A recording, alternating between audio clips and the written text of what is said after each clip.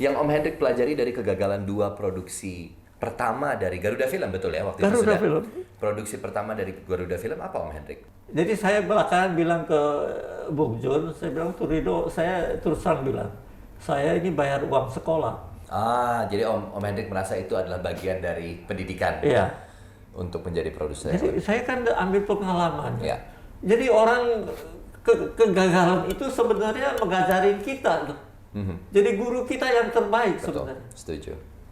Apa pelajaran paling berharga yang Om Hendrik dapatkan dari kegagalan dua film tersebut? Citra,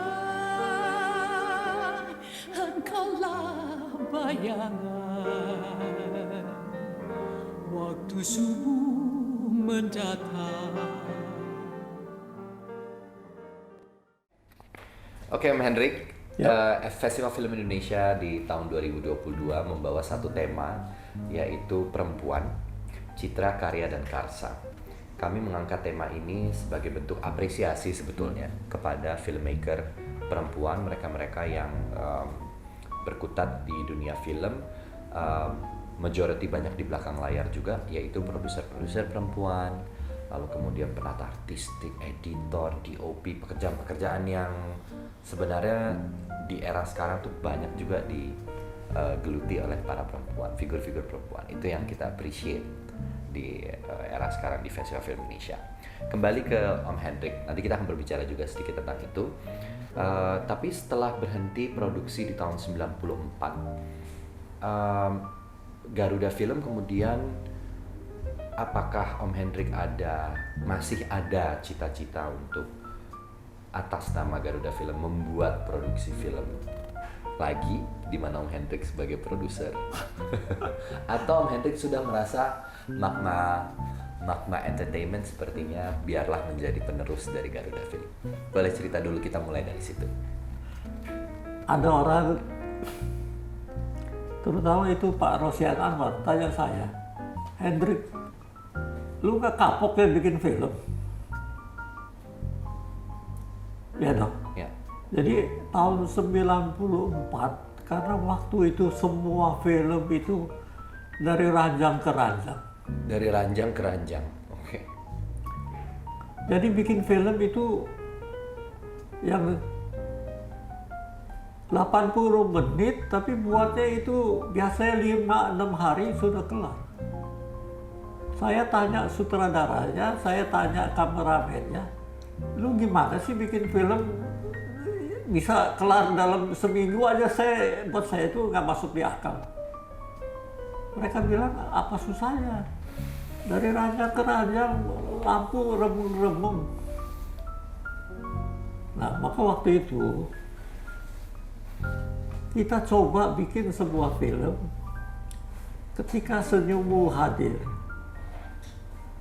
Di tahun Sutradaranya Di tahun berapa? Maaf. tahun terakhir itu Tahun saya terakhir ya, bikin. 94. Ya, sama Sofan Sofia. Oke. You tahu, itu film bioskop begitu lihat nggak ada seknya, nggak mau putar. Wow. Akhirnya itu kita hanya putar di TV loh. Dan itu sebenarnya adalah awal dari tidurnya film Indonesia untuk waktu yang cukup Ya, lama. jadi gimana ya? Saya bilang ya karena saya termasuk orang yang sebenarnya tidak ingin perfilman Indonesia itu sampai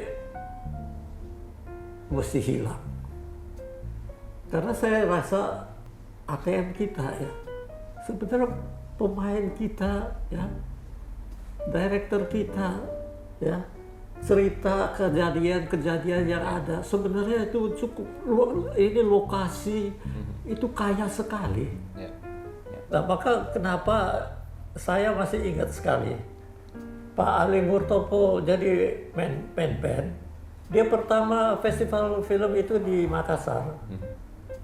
Begitu dia lihat film Indonesia yang masuk nominasi segala itu, dia lihat sebagian, terus dalam pidato dia itu banyak orang film kaget, bukan tersinggung lagi, itu kaget, boleh bilang shock benar. Nah, maka waktu itu dia mengatakan tidak perlu kuantitas, kualitas dulu. Nah maka mulai dari itu kan, maka film-film saya yang 1 tahun itu saya dapat 9 citra dalam 3 film, itu di tahun-tahun dia, Artinya mengutamakan kualitas dulu. kualitas dulu. Artinya mendorong untuk lahirnya film-film berkualitas terlebih dahulu, baru kemudian kuantitas. Maka dia kasih kita rombongan ikut ke Berlin Festival. Dan disitulah peran pemerintah yang Om Hendrik rasakan sangat bermanfaat. Iya. Dan itu political will ya. Jadi, Political will, correct. jadi kita nggak bisa kok nggak ngikutin ya gimana kalau udah ya judul aja selimut hangat begitu di sini ya gimana rumput bergoyang. Nah itu zaman-zaman 90-an itu film-film keluarnya begitu. Gimana? Om Hendrik, dalam membuat begitu banyak film, kan tadi Om Hendrik sudah bercerita di awal, Om Hendrik juga membuat film yang sebenarnya secara isu itu banyak terjadi tapi diabaikan, tidak dilihat, seolah-olah tidak terjadi sehingga tidak dibahas. Kemudian Om Hendrik mencetuskanlah film Perempuan Dalam Pasungan. Film ini meraih film terbaik FFI di Surabaya tahun 81 dan ada 4 produksi Garuda Film. Usia 18 oleh Teguh Karya, Seputih Hatinya Semerah Bibirnya oleh Slamet Raharjo, Gadis Penakluk oleh Edo Pesta Sirait, dan Perempuan Dalam Pasungan oleh Ismail Subarjo. Meraih nominasi di setiap kategori dan akhirnya Garuda Film mendominasi dengan membawa pulang 9 dari 11 Piala Citra FFI 81. Ini juga barusan Om Hendrik ceritakan. Mendapatkan penghargaan khusus bahkan di tahun itu sebagai produser terbaik. Ya. Om Hendrik, atas pencapaian yang mencetak sejarah prestasi perfilman di tahun 81, apa yang Om Hendrik lihat dari tema atau isu yang menarik, baik dari sisi produser maupun penonton pada saat itu tentunya? Bagaimana kemudian Om Hendrik merasa bahwa ya inilah pentingnya untuk peka terhadap isu yang sedang berkembang atau cerita-cerita yang sebenarnya dekat dan ada di tengah masyarakat sebagai seorang produser? Nah, saya sebenarnya kecuali saya baca Kompas, saya juga baca Pos Kota. Oke. Jadi menurut saya sudut pandangnya berbeda, pembacanya juga yang berbeda, tapi masing-masing punya sesuatu. Punya ceritanya sendiri-sendiri. Nah jadi dari situ kita kadang-kadang combine, dijadikan gimana yang ini. Ya arti kata sebenarnya kalau kita punya film. Jadi saya dulu kalau nonton film saya sendiri, saya kadang-kadang ke bioskop kelas atas, kelas menengah, dan kelas bawah. Saya bawa tape. Jadi film saya sendiri saya rekam. Kemudian saya puter sama-sama jalanin. Di sini ada suara, di sini nggak ada, di sini yang teriak-teriak, di sini silent. Nah itu kita bisa tahu. Jadi berlapis dan berbeda. Nah film nggak bisa memuaskan semua unsur dan segmentasi tadi. Ya. Nah, jadi kita sendiri mesti tahu itu. Oke. Om Hendrik, melihat tema-tema tadi, film-film atau isu yang diangkat itu banyak sekali erat peranan perempuan dalam penceritaan-penceritaan ini. Bagaimana Om Hendrik melihat peran perempuan atau tema atau isu tentang perempuan di era itu? Apa yang membuat Om Hendrik kemudian memproduksi film-film yang kuat akan peranan perempuan pada masa itu? Apa yang Om Hendrik lihat? Sebenarnya itu begini loh ya. Ini ada sedikit background saya. Keluarga saya kan sederhana sekali. Tetapi sebenarnya di keluarga saya ini, kecuali ayah saya, sebenarnya ibu saya itu peranannya besar sekali. I see, oke. Tapi ibu saya umur 43 meninggal di tahun 51. dia meninggal. Jadi Saya terhadap wanita ya, sebenarnya saya rasakan sebenarnya wanita itu dalam satu keluarga sangat penting. Om Hendrik, ini menarik sekali ya, artinya kembali itu yang juga banyak diutarakan di era sekarang gitu, bahwa cerita yang lahir dari filmmaker saat ini yang berdasarkan mungkin keresahan pribadi, pengalaman hidup atau latar belakang keluarga dan lain-lain sangat mempengaruhi ketika mereka menuangkan itu dalam sebuah karya. Seperti halnya juga dengan Om Hendrik tadi. Apa yang dijawab Om Hendrik barusan ini menariknya itu sangat erat relasinya dengan apa yang dijawab oleh Ibu Tati Maliati ketika membuat Lost Man. Saya akan menyambung ke situ. Kenapa? Karena Om Hendrik juga pernah bekerja sama dengan perempuan di belakang layar seperti seorang Tati Maliati yang kita ketahui sebagai penulis, dan juga almarhumah Tri Suci Kamal sebagai penata musik di film Jangan Ambil Nyawaku. Lalu Ibu Ida Farida sebagai sutradara sekaligus penulis di film Tirai Malam Pengantin, dan juga Asmara di Balik Pintu. Bagaimana Om Hendrik melihat profesionalitas dan karya mereka yang sebenarnya mungkin pada waktu itu orang-orang di balik layar, peranan perempuan itu masih sangat minoritas gitu. Tapi Om Hendrik sudah bisa melihat talenta, bakat dan lain-lain. Apa yang menarik untuk Om Hendrik sampai akhirnya mempertimbangkan hal tersebut? Saya Garuda sebenarnya punya 2 orang supervisor saya. Satu itu Pak R.M. Sutarto, satu itu Pak Olwan Lapitupulo, itu dosen di Universitas Kristen, banyak sampai terakhir dia masih mengajar dan anggota sensor. Nah, jadi sebenarnya waktu itu justru begitu saya timbul satu ide kayak saya bikin Tirai Malam Pengantin, saya bilang, wah kita cari si Ida nih yang direct. Nah, Pak Olwan tuh langsung tanya saya, Hendrik, kenapa lu pikir dia? Nah, jadi karena ada yang tanya, saya kan menjawab. Apa yang ini saya jawab, saya bilang. Jadi saya bilang bukannya saya belain wanita, tapi saya bilang ini masalah wanita yang seperti ini lebih baik biar wanita yang direct. Biarlah ini menjadi sudut pandang seorang perempuan. Makanya Om Hendrik memilih sutradara. Karena ada hal-hal yang kita nggak bisa rasakan. Kita nggak bisa meresapkan itu. Apa sih Om Hendrik yang membuat pada waktu itu tidak terlalu banyak sutradara ataupun misalnya sinematografer atau penulis? Apa yang menurut Om Hendrik kenapa tidak begitu banyak orang-orang di balik layar khususnya gitu perempuan dalam hal ini? Kenapa menurut Om Hendrik? Ya, karena saya lihat sebagian orang masih menganggap bikin film itu yang bisa itu pria. Laki-laki. Oh, oke. Nah, wanita itu cerewet gitu loh, nggak fokus. Saya bilang ini tergantung kita kan bahas senario kan kita ikut. Iya dong. Ya kan? Iya. Saya bilang nggak apa-apa, kita bahas sama-sama kok. Ada hal saya bilang jangan kita nggak tahu dia tahu. Iya.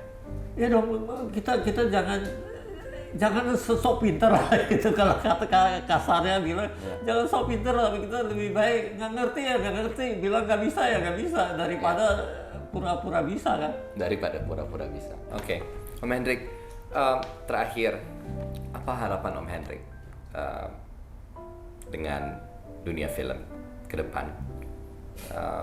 Secara khusus mungkin Om Hendrik punya pesan bagi aspiring producers di luar sana yang sedang menjajaki karirnya, potensinya untuk menjadi produser film.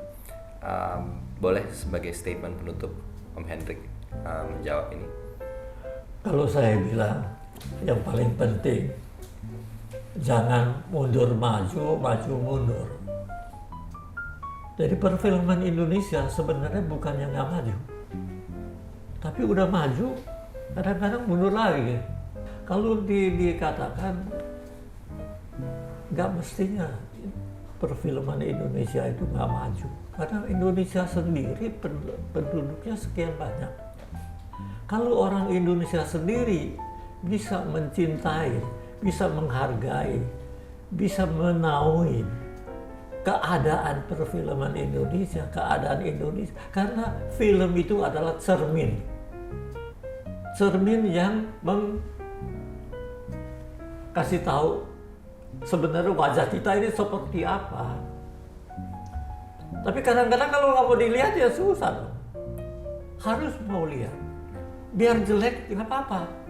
Teman yang paling baik itu kalau kita cemong dibilangin lu cemong daripada diketawain.